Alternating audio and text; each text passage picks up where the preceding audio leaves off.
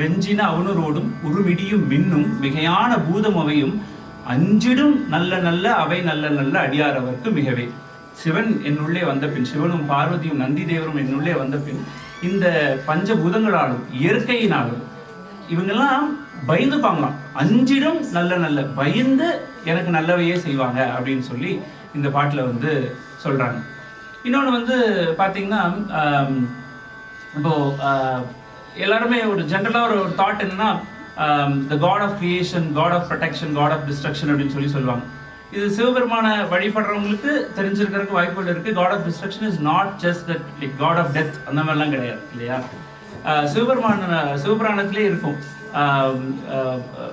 உலகை ஆக்குவாய், படைப்பாய், காப்பாய், அழிப்பாய், அருள் தருவாய், போக்குவாய், என்னை பூவிப்பாய், நின் தொழும்பின் அப்படின்னு சொல்லி இருக்கும். 5 தொழில்கள், அவர் செய்கிற 5 தொழில்களும் அவருக்கானதே, ரைட்டுங்களா.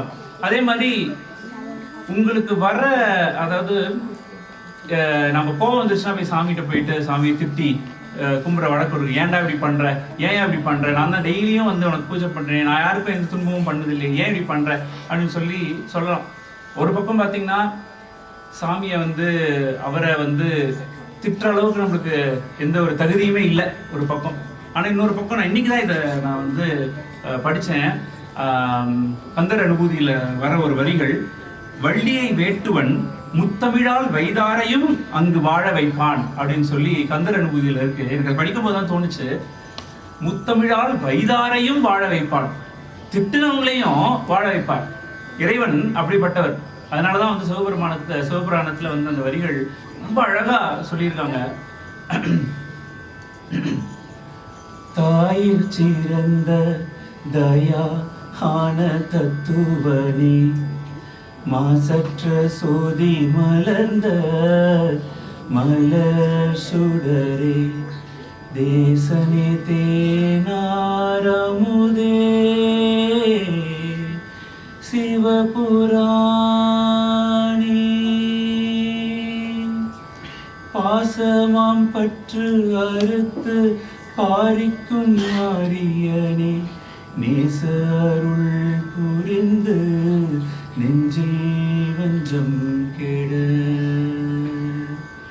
பேராது நின்ற பேரும் கருணை பேராரே, ஆறாமுதே அளவில்லா பெம்மானே, இன்பமும் துன்பமும் இல்லானே உள்ளானே, இன்பமும் துன்பமும் இல்லானே உள்ளானே.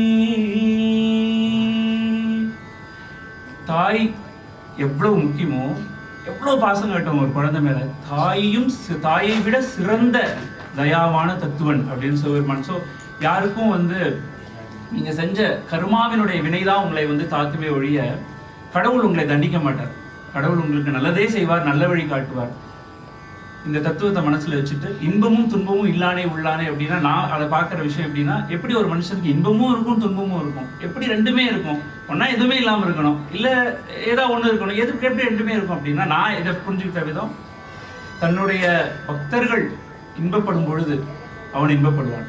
தன்னுடைய பக்தர்கள் எப்பவெல்லாம் துயரப்படுறாங்களோ, அழறாங்களோ, உங்களுக்கு எப்பெல்லாம் வலிக்குதோ அவனுக்கும் வலிக்கும்.